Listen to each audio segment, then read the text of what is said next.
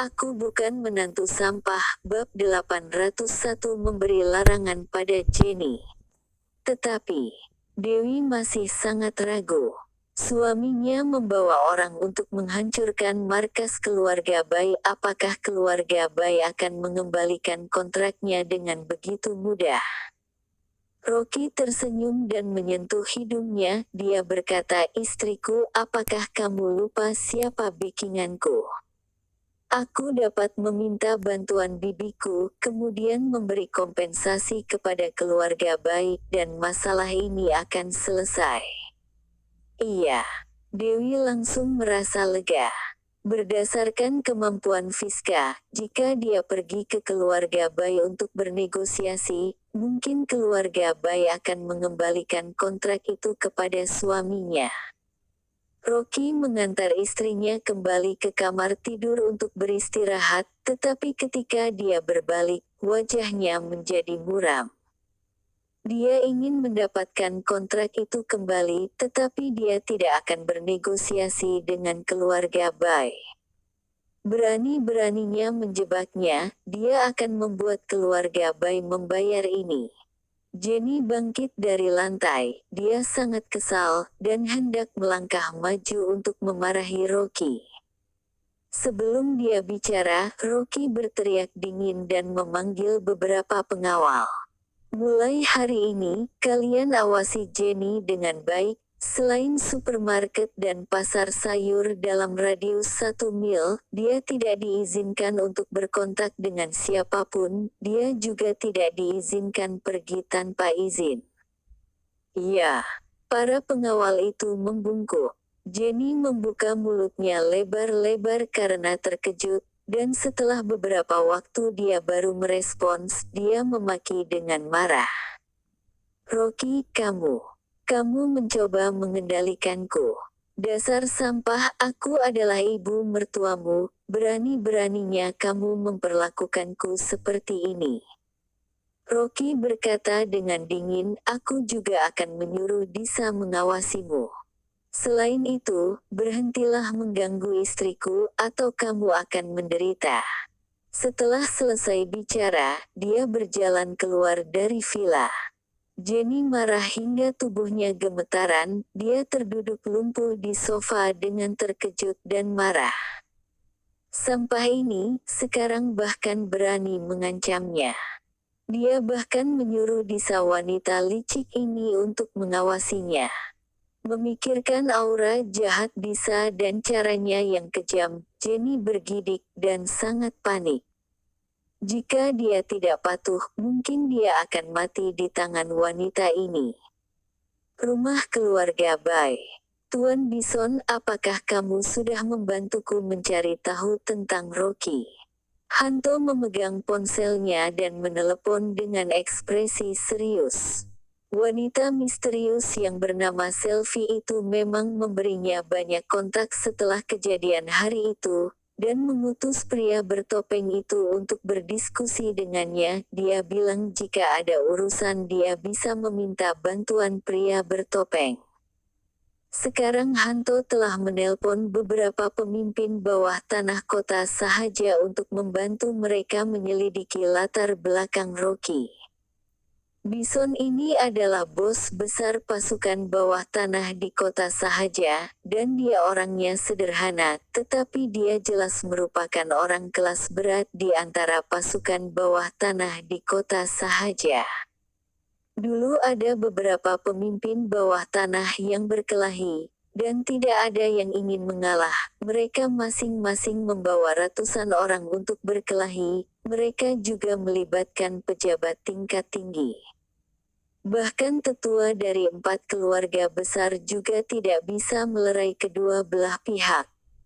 Alhasil, Bison ini hanya mengatakan untuk apa berkelahi, itu hanya akan mempermalukan pasukan bawah tanah kota Sahaja kita. Amarah mereka langsung mereda, dan beberapa pemimpin tidak berani mengatakan apa-apa. Mereka membawa orang-orang mereka pergi dengan kecewa.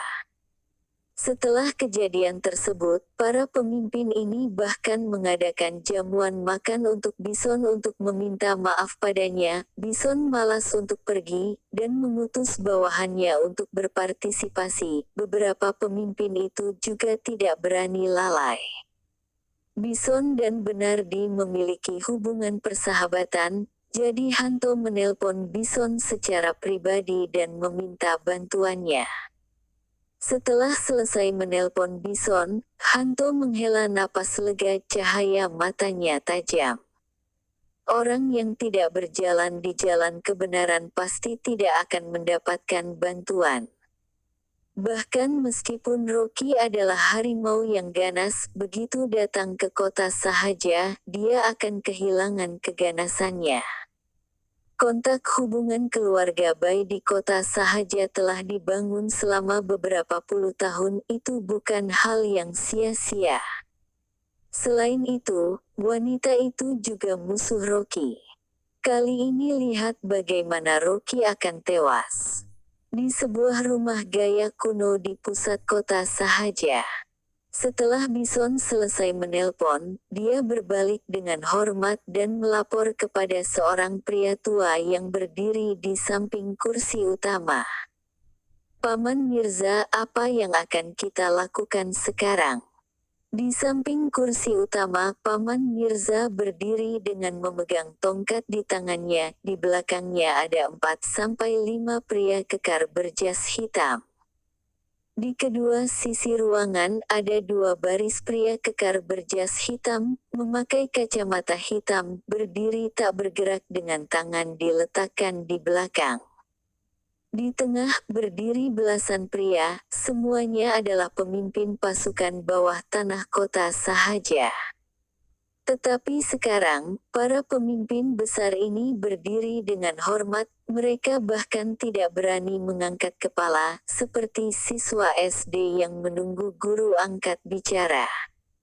Ini adalah rumah pribadi Paman Mirza, hanya orang terdekatnya yang bisa masuk. Rumah pribadinya dijaga ketat dan bahkan lalat pun sulit masuk. Pada saat ini, ada seorang pemuda yang sedang duduk menyilangkan kakinya di kursi utama. Dia mengambil secangkir teh bilwocun yang disajikan secara pribadi oleh Paman Mirza dengan santai, dan berkata dengan datar, "Jadi, Hanto bermaksud untuk bekerja sama dengan semua pasukan bawah tanah kota Sahaja untuk bertindak padaku." Paman Mirza yang berdiri di sampingnya, bergegas tersenyum dengan hormat dan berkata, "Tuan Rocky, apakah orang seperti Hanto layak melakukan itu? Anda jangan khawatir, aku jamin keluarga Bai tidak akan dapat memobilisasi satu pun pasukan bawah tanah di kota Sahaja." Setelah selesai bicara, dia berbalik dan berteriak kepada belasan pemimpin di aula dengan serius, "Apakah kalian sudah mengerti?" "Ya." Belasan pemimpin itu bergegas menjawab dengan serempak dan terus mengangguk. Rocky sedang duduk di kursi utama, matanya berbinar. Menurut laporan mata-mata Winata yang diatur di rumah keluarga Bai ingin mencari Bison untuk memeriksa latar belakangnya. Benar-benar lucu. Bison hanya bawahan Paman Mirza, dan keluarga Bai masih mencoba mencari tahu latar belakangnya, benar-benar tidak tahu diri. Ruang aula sangat hening, belasan pemimpin berdiri tegak, mereka bahkan tidak berani bernapas dengan berat. Pemuda yang duduk di kursi utama, bahkan Paman Mirza pun tidak berani bersikap tidak hormat padanya, dan mereka lebih tidak berani bertindak gegabah. Paman Mirza bertanya dengan hormat, "Tuan Rocky, apakah perlu aku mengutus orang untuk memberi Hanto pelajaran?" "Tidak perlu." Rocky mengangkat tangannya, mendongak dan melihat ke langit. Dia berdiri dan berjalan ke keluar pintu kota Sahaja ini. Sudah saatnya berubah. Ekspresi Paman Mirza tiba-tiba berubah. Belasan pemimpin yang berdiri di aula juga menunjukkan ekspresi terkejut. keluarga Lin, keluarga Su, keluarga Bai, keluarga Chiang. Keempat keluarga besar ini seperti empat pilar, dan mereka telah berdiri kokoh di kota Sahaja selama beberapa puluh tahun. Mungkinkah mulai hari ini, keadaan kota Sahaja akan berubah? Jika itu benar, maka akan ada banyak orang menangis, dan akan ada banyak juga orang yang tertawa. Paman Mirza menahan keterkejutan, dan bergegas mengikuti Rocky. Tuan Rocky, aku akan mengantar Anda. Namun, apakah Anda akan membiarkan Hanto berbuat sesukanya seperti ini? Rocky berhenti, mendengus dingin dan berkata, hanya seekor kutu, tidak peduli seberapa tinggi ia melompat, ia tidak akan memberikan pengaruh apapun. Kamu bersiaplah dan ikuti aku mengunjungi Tuan Benardi. Ini sudah saatnya diperhitungkan dengan Tuan Benardi. Setelah selesai bicara, dia berkata lagi, kamu tidak perlu membawa terlalu banyak orang, biarkan mereka bertanggung jawab untuk berjaga di luar. Jangan sampai membuat kehebohan dan menggangguku untuk membuat perhitungan dengan keluarga Bai. Paman Mirza terkejut, dia bergegas menjawab dengan hormat. Iya, kota Sahaja ini memang benar-benar akan berubah. Rocky berjalan keluar dari rumah itu, mengeluarkan ponselnya dan menghubungi nomor asing. Saat menelpon, dia meragu sejenak tetapi akhirnya dia masih tetap menelepon. Telepon berdering 2 kali dan berhasil tersambung. Suara orang tua terdengar dari ujung telepon sana, itu terdengar sedikit gembira. Hahaha, aku pikir kamu sudah menghapus nomor teleponku, kamu ini masih tahu untuk meneleponku. Aku pikir, saat separuh tubuhku masuk ke dalam tanah kamu baru bersedia datang mencariku.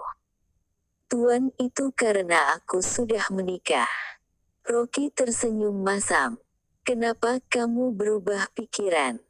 Aku masih mengosongkan posisimu, jadi kamu bisa kembali kapan saja. Aku bukan menantu sampah, bab 802 kalian dan anjing tidak diizinkan masuk. Rocky bergegas berkata, Tuan, bukan ini. Aku punya sesuatu hal ingin meminta bantuanmu.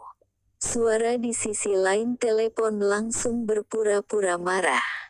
Bocah tengik, kamu sudah membuatku salah paham, apakah kamu tahu bahwa aku telah menunggumu selama 5 tahun? Tim ini hanya kurang kamu seorang, tahu kan kamu betapa sulitnya aku? Rocky berkata sambil tersenyum masam, Tuan, bukankah aku ini sedang membantu melatih kelompok Sky Dragon?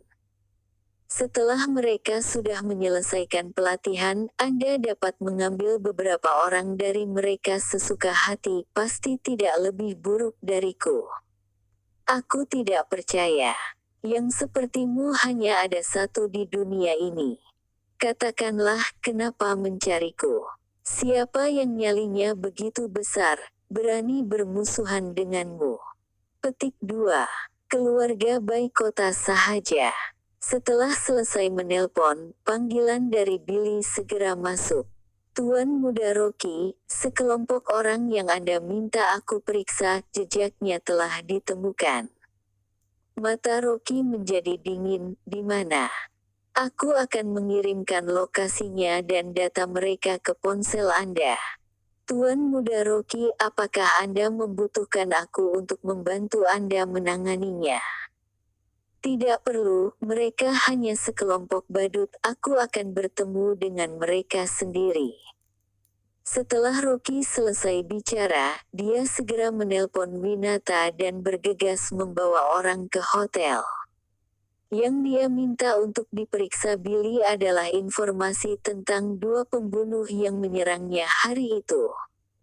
Menurut informasi yang dikirim ke ponselnya, kedua pembunuh itu sama-sama berasal dari kelompok organisasi Bears dari cabang Goryeo. Mereka termasuk penembak jitu kelas atas di Goryeo. Mereka tiba di kota sahaja 2 hari lalu dan dipimpin oleh seorang pemimpin bernama Berlin Jin.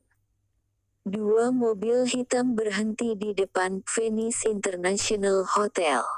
Rocky turun dari mobil, menatap gedung itu dengan dingin, dan berjalan masuk dengan cepat. Di belakangnya, Disa Aung Miko, dan yang lainnya dengan cepat mengikutinya. Hotel ini adalah hotel bintang 5 yang berhubungan dengan orang asing. Bisnisnya terutama untuk melayani tamu asing. Oleh karena itu, banyak turis asing dengan warna kulit yang berbeda di lobi. Selain itu di samping masih ada sejumlah kecil turis juga, sangat ramai. Begitu Rocky melangkah maju, dia dihentikan oleh seorang pelayan wanita. Dia berkata, "Apakah kalian mau menginap? Semua kamar sudah dipesan." Tepat ketika dia hendak bicara, 2 orang asing berambut pirang berjalan melewati sampingnya. Mereka berbicara dengan resepsionis di meja depan dan segera mendapatkan kartu kamar. Rocky mengangkat alisnya dan berkata dengan dingin, "Bukankah kamarnya sudah penuh?" Dia memberikan perlakuan yang lebih rendah kepada rekan senegaranya sendiri. Benar-benar rendahan. Pelayan wanita bergegas melihat sekeliling dan menjelaskan dengan suara rendah. "Tuan, aku benar-benar minta maaf. Sebenarnya, 2 hari lalu ada sekelompok orang Goryeo datang ke hotel. Mereka sangat galak. Mereka juga menggunakan kekerasan terhadap tamu juga. Mereka tidak mengizinkan tamu juga untuk menginap. Manajer hotel takut akan menimbulkan masalah. Jadi dia memerintahkan agar tamu domestik tidak diizinkan menginap di hotel beberapa hari ini." Orang Goryeo. Rocky mendengus dingin. Orang yang ingin dia cari adalah orang Goryeo. Tidak disangka datang ke Hyuga. Orang-orang Goryeo ini bahkan bersikap begitu arogan. Saat ini, tiba-tiba terdengar suara keributan di sudut hotel. Beberapa pria garang dan kekar berseragam putih sedang meninju dan menendang seorang pria dan wanita parubaya yang membawa tas punggung. Tamu pria itu dipukuli hingga tidak memiliki kekuatan untuk melawan. Dia mengelak sambil berteriak sedih. "Mengapa tidak membiarkan kami menginap? Ini adalah Hyuga, dasar kalian orang-orang Goryeo, kalian benar-benar sangat arogan dan tidak masuk akal." Sebelum dia selesai bicara, seorang pria kekar yang memiliki tato di lengannya berteriak. Dia melompat ke udara, dan menendang kepala pria itu. Kepala pria itu mendongak ke atas. Dia ditendang hingga pangkal hidungnya patah dan mengeluarkan banyak darah. Turis wanita ketakutan hingga bergegas maju ke depan sambil menangis dan berteriak, "Mengapa kamu memukulnya?" Pria kekar bertato itu merangkul lengannya di depan dada, meliriknya dengan arogan, dan berkata dengan bahasa Hyuga yang kaku, "Ini adalah hotel yang berhubungan dengan luar negeri. Kalian orang-orang Hyuga lebih rendah dari kami. Kalian sama sekali tidak layak tinggal bersama kami. Kalian akan mencemari udara di sekitar kami." Turis wanita itu berteriak dengan marah, "Ini adalah tanah Hyuga kami." Hahaha. Sekelompok pria kekar langsung tertawa terbahak-bahak. Sikap mereka sangat arogan. "Kami adalah orang asing, dan status kami di sini lebih tinggi dari kalian. Orang Hyuga adalah warga tingkat rendah. Kami orang asing bisa membuat kalian bersujud untuk waktu lama hanya dengan satu kata. Keluar orang Hyuga dan anjing tidak diizinkan masuk." Suara makian arogan sekelompok orang ini bergema di lobi hotel. Ada juga banyak orang asing berambut pirang dan bermata biru di lobi. Mereka tidak hanya tidak menghentikan mereka, mereka semua berdiri dan menatap dua turis juga yang dipukuli dengan tatapan merendahkan. Bahkan ada beberapa orang asing bergumam dengan gembira. Babi Yuga cepat keluar. Turis wanita itu memeluk suaminya yang berlumuran darah. Dia merasa sangat sedih dan kecewa. Ini adalah wilayah mereka, tetapi di tanah mereka sendiri, sekelompok orang Goryeo ini bertindak lancang, dan mereka benar-benar meremehkan mereka.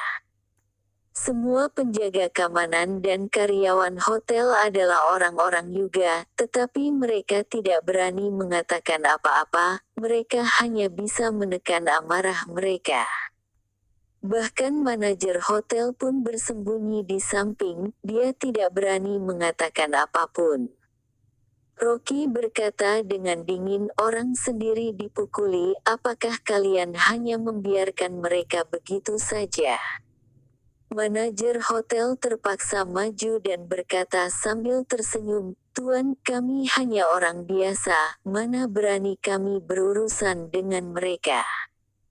Orang-orang Goryeo ini sangat bisa berkelahi, bahkan penjaga keamanan pun dipukuli. Mereka selalu mengatakan akan memasukkannya ke opini publik internasional, mereka benar-benar tidak bisa disinggung.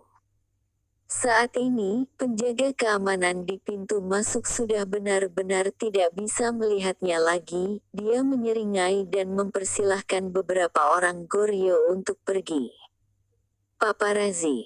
Pria kekar bertato itu berteriak dengan garang dan meninju penjaga keamanan tersebut. Penjaga keamanan itu langsung menjerit, gigi depannya patah satu dan mengeluarkan darah. Dia menjerit kesakitan. Sekelompok orang Goryeo tertawa terbahak-bahak, seperti sedang mempermainkan monyet. Dan pria kekar berotot itu semakin bangga, dia melambaikan tangan dan memamerkan ototnya, sambil pamer kepada orang-orang, dia terus berteriak, "Paparazzi! Paparazzi!" Mendengar suaranya, semua karyawan Yuga di lobi menunjukkan ekspresi marah. Rocky menoleh dan bertanya, apa yang dia katakan? Disa berkata dengan dingin, maksudnya adalah menyebut orang Yuga adalah paparazzi. Pria berotot bertato itu tertawa terbahak-bahak, kalian ras rendahan, semuanya adalah orang lemah, kalian sudah seharusnya melayani kami. Pergi. Kami tidak akan pergi, ini adalah wilayah kami. Turis pria itu sangat keras kepala, dia mengertakkan gigi dan berteriak dengan marah. Cari mati. Pria kekar bertato itu mengepalkan tinjunya dan melangkah dengan cepat menuju turis pria itu. Turis wanita itu ketakutan hingga wajahnya menjadi pucat dan dia segera meminta bantuan dari orang-orang di sekitar. Sayangnya orang-orang di sekitarnya semuanya orang asing, mereka semua menyaksikan ini dengan gembira, sementara karyawan Yuga lainnya mereka berani marah namun tidak berani berbicara karena takut mendapat masalah. Saat pria kekar bertato itu mengeluarkan pukulannya yang ganas, tiba-tiba sebuah tangan muncul dari samping dan dengan mudah menangkap tinjunya. Pria kekar bertato itu terkejut ketika dia melihat jelas bahwa yang menangkap tinjunya adalah seorang pemuda berpakaian biasa. Dia langsung bertanya, "Orang Jepang?" "Tidak, aku orang Yuga." Rocky berkata dengan dingin. "Anjing Yuga lagi, pergi dari sini." Rocky tersenyum tipis, "Apakah kamu tidak salah? Ini bukan Goryeo kalian, ini adalah Yuga."